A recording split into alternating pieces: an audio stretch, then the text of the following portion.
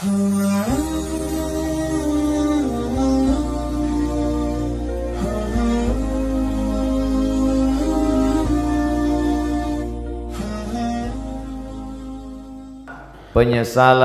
setelah mati. Insya Allah yang hadir di masjid ini tidak ada yang menyesal setelah mati, karena hilanglah penasarannya bahwa sesungguhnya Ustaz Abdul Somad itu ada di dalamnya alam nyata, bukan hoax tapi hak. Maka ketika nanti kita mati, saat itu roh keluar dari mulut dan hidung, dihembuskan, lalu kemudian nampaklah dia, dan yang terakhir melihat roh itu adalah mata. Itulah mengapa orang yang mati meninggal dunia itu matanya terbuka melotot. Istri, anak, buah hati, belayan jiwa tidak lagi berani. Selama ini mereka sayang kepada kita, tapi ketika itu mata yang terbuka lebar tak lagi mampu tertutup, mereka pun akan datang ke masjid memanggil tuan imam, Ustadz, Kiai, tolong datang ke rumah karena bapak saya dari tadi malam matanya melotot terus sampai pagi ini. Mereka mulai sibuk mengurus mana surat mobil, STNK, BPKB, akte notaris, karena tak lama lagi harta warisan akan segera dibagi. Dan istri pun sudah bersiap-siap akan menikah dengan Bronis. Kalau yang meninggal suami, kalau istri yang meninggal, dia pun akan mulailah menangis sebelah kanan, sebelah kiri dia melirik mana yang akan dicari sebagai pengganti. Dan bahkan belum mati pun dia sudah ada calon pengganti.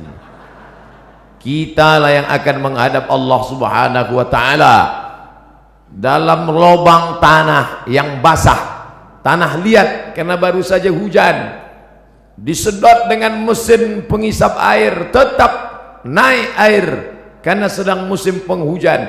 Akhirnya apa kata jamaah berbisik, sudah kita ikat saja dengan batu besar. Akhirnya jenazah itu pun tenggelam, lalu kemudian ditimbun dengan tanah. Hari pertama, hari kedua anak menangis, hari ketiga mereka mulai tersenyum karena mendapat SMS lucu-lucu. Kirim rek spasi lucu, kirim ke 9090, berlangganan 2000. Bila tidak setuju unrek, sudah di unrek tetap dikirim juga. Hari keempat mereka mulai mengambil remote dan menonton. Istri tersenyum sendiri di kamar, anak tertawa sendiri di kamar masing-masing, karena mereka punya TV di kamar masing-masing. Dan tak lama setelah itu mereka pun mulai membuka laci mencari mana surat tanah, mana surat mobil. Mereka hari Senin mulai ke kantor Samsat untuk balik nama. Kenapa balik nama? Karena polisi tidak mau menangkap almarhum. Lalu apa yang dibawa menghadap Allah? Pada saat itulah orang mati itu akan berkata, ya Rabb, ya Allah, laula akhartani ila ajalin qarib, kalau engkau beri aku masa sedikit saja, tambah umurku sekejap saja ya Allah, apa yang akan kau lakukan? Fa as-saddaqa, aku mau bersodaqah, bukan somat, aku mau bersedekah. Laula akhartani ila ajalin qarib, kalau kau berikan aku waktu sekejap saja, aku mau bersedekah. Wa akum minas salihin, aku mau beramal saleh.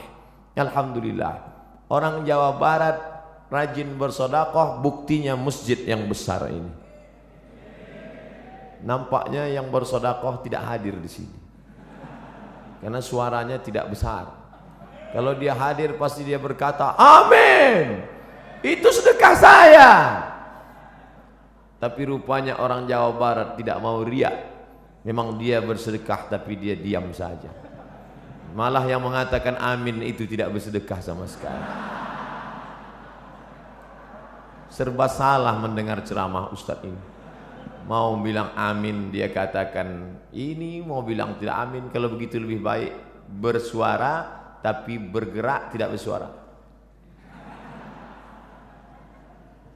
Tidak ada gunanya harta yang banyak, tinggal tanah yang luas, tinggal kebun yang sejauh mata memandang, tinggal. Itu kebun teh siapa? Luas sekali, saya tidak tahu Pak Ustaz. Itu kebun orang, siapa yang punya tidak tahu. Tinggal yang kau bawa mana, yang pernah kau usap kepala anak yatim. Ini bulan Rajab, tidak lama lagi bulan Sya'ban, santunan anak yatim. Banyak orang menyantuni anak yatim di bulan Sya'ban, di bulan Rajab. Tapi setelah itu mereka berhenti. Memangnya perut anak yatim itu laparnya di bulan Sya'ban saja. Itu hanya untuk show, untuk pertunjukan, starting point. Tapi lebih daripada itu adalah untuk memperdulikan, memperhatikan mereka. Maka saya diberi judul. Biasanya judul saya pemimpin yang adil. Biasanya judulnya jihad fisabilillah. Biasa judulnya remaja hijrah. Biasa judulnya perempuan penunjang pendobrak kemunduran. Tapi hari ini judulnya menyesal setelah mati. Memangnya saya ustadz mati? Hidup ini diberikan Allah Ta'ala bukan untuk mati. Hidup ini diberikan Allah Ta'ala untuk hidup.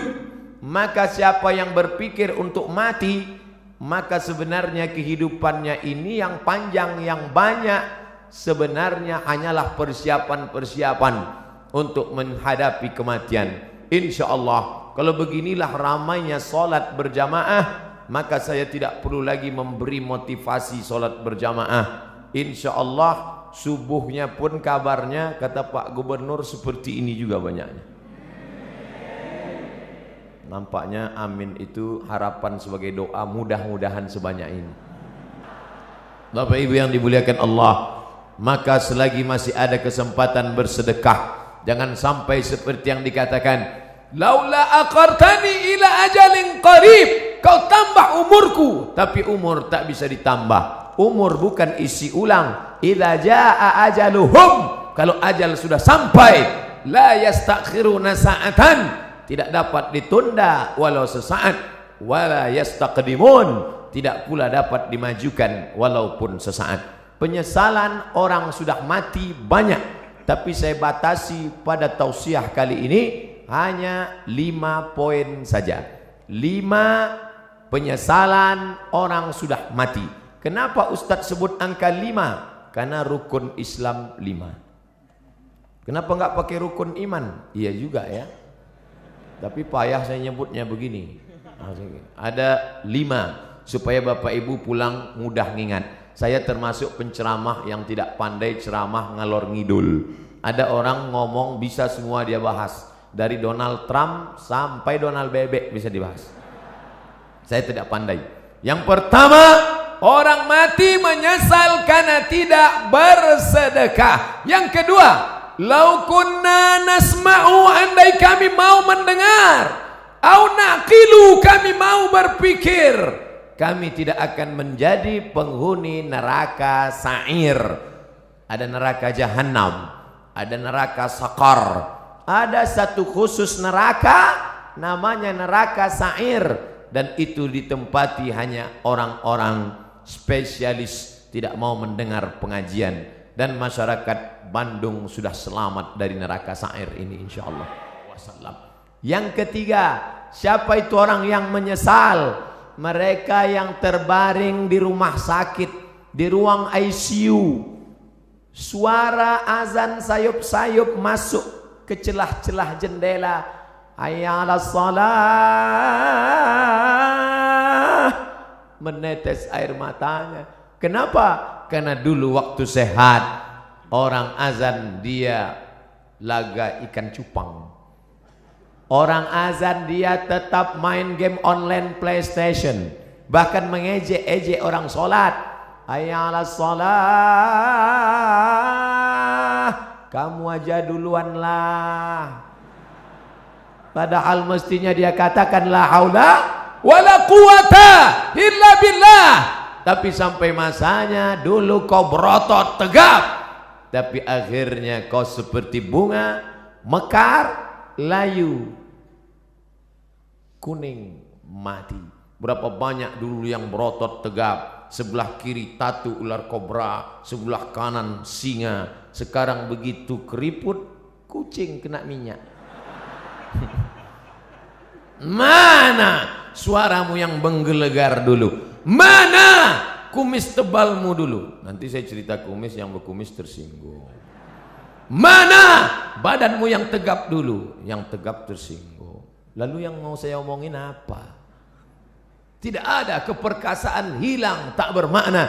Tapi kalau pernah kau bawa kakimu ke masjid solat berjamaah, wa naktubu ma qaddamu wa asarahum, kami tulis langkah-langkah tapak kaki mereka.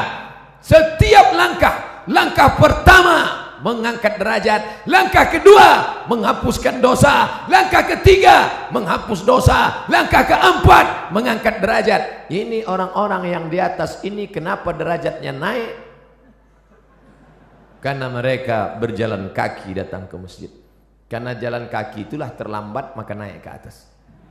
Tapi ada orang-orang yang menyesal di akhirat. Kenapa? Bolak-balik teriakan Allahu Akbar, memanggil, tapi dia tidak mau datang. Allahu Akbar, Allahu Akbar. Yang disalahkannya malah imam. Kamu kenapa enggak ke masjid? Imamnya lagunya terlalu slow. Akhirnya datang imam metal, Allahu Akbar, Allahu Akbar.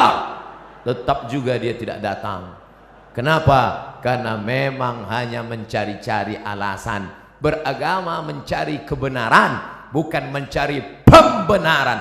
Tapi cerita masalah solat berjamaah di Jawa Barat, mubazir. Cerita masalah solat berjamaah di Bandung, mubazir. Bandung lautan jamaah, ramai, melimpah ruah.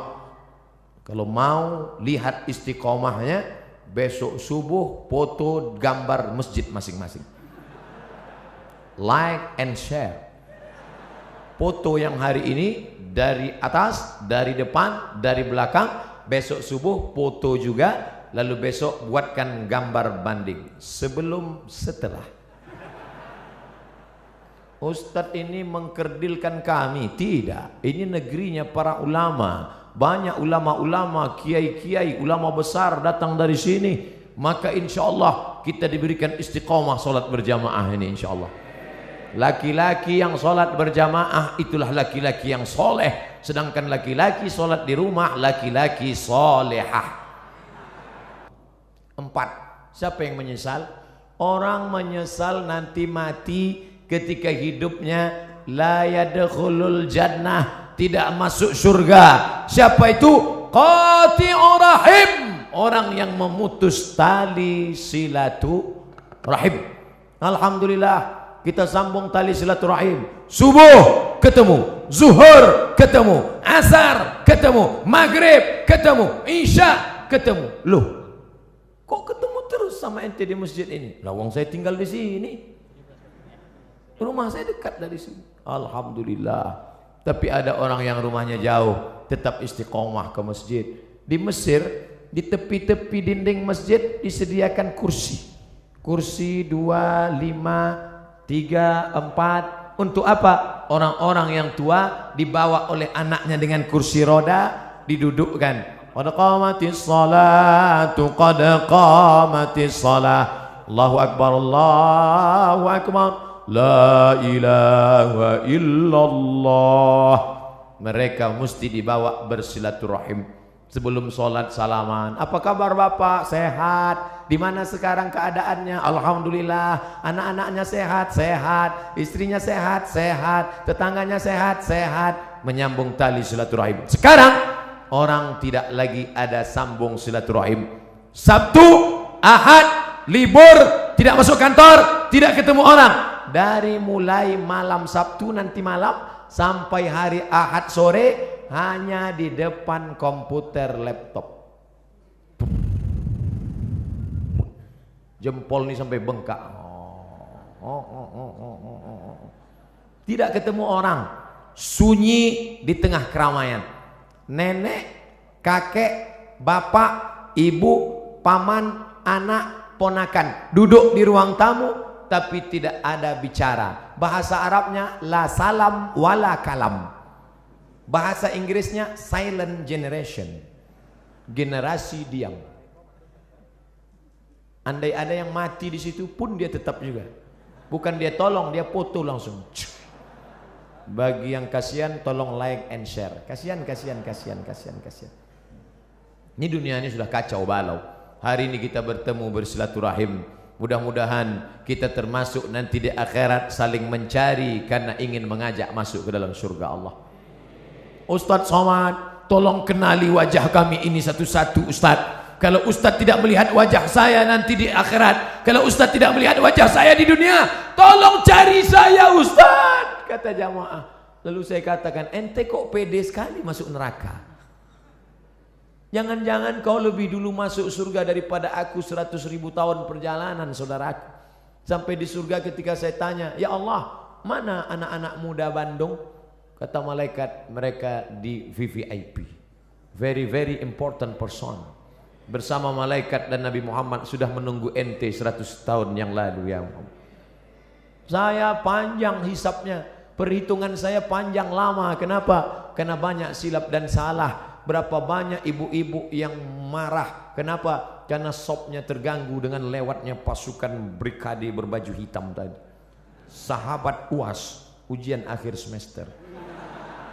Berapa banyak orang-orang yang teraniaya, yang sakit hatinya tersinggung. Makanya saya tidak mau mencari kalian di padang mahsyar. Lebih baik saya minta maaf di dunia. Apakah Bapak Ibu memaafkan silap salah saya?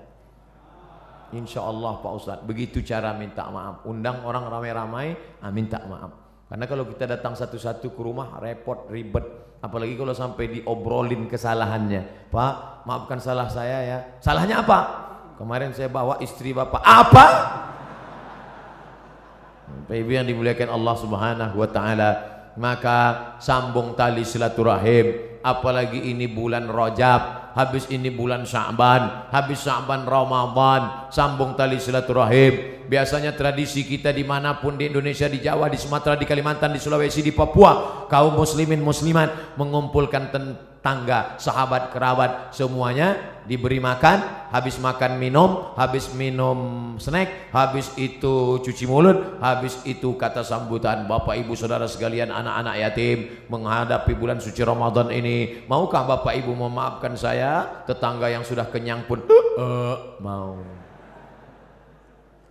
Menunggu Ramadan baru minta maaf, menunggu Idul Fitri baru minta maaf, masalah. Karena kalau sampai kita mati menghadap Allah Subhanahu wa taala dalam keadaan membawa silap dan salah, termasuk penyesalan. Menyesal kenapa aku tidak minta maaf dulu di dunia. Menyesal. Suami-suami, minta maaflah kepada istri kalau memang silap dan salahmu banyak. Tidak perlu malu. Mama, aku minta maaf padamu. Kenapa Pak? Aku sudah nikah siri. Banyak bapak yang ketawa, tapi ibu, nauzubillah. Bapak Ibu yang dimuliakan Allah. Yang terakhir, apa yang disesali manusia? Yang disesalinya adalah karena dia tidak pernah berdakwah.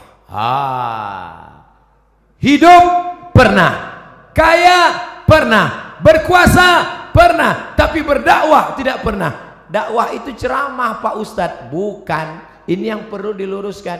Ada orang memahami dakwah itu ceramah. Gubernur enggak perlu ceramah.